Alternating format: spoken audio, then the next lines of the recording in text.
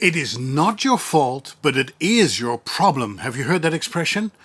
Somebody once told me that this is the motto at Disney customer service, their slogan. Even when you're not responsible for a particular mishap, it is your job to help clean up the mess. Let's say guests arrive at a room without a view, even though they had specifically booked a room with a view. You didn't make that mistake, but you have to fix it nevertheless because you're in customer service. A patron had asked the server for a steak medium rare, and yet the steak arrives well done. The chef messed up, but it's left to the waiter to apologize and make it right. In both cases, the customer really doesn't care who is to blame. They just want it resolved.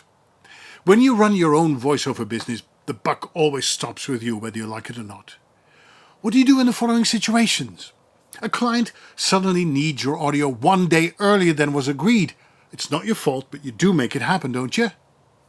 The translation of the script on your desk is less than perfect. Again, not something you were responsible for, but you offer to make it better because you're a good writer too.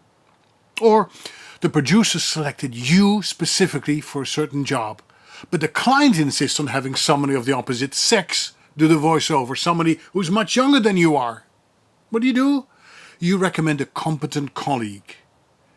You may think you're a voiceover talent, but what you really are is a solution to a problem, and your job is to make the life of your clients easier in any way, shape, or form.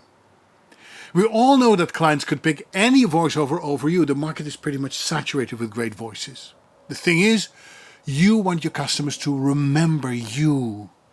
Even if your job just went to somebody much younger, somebody you recommended, you have left a positive impression. People will remember because you made their life a little bit easier.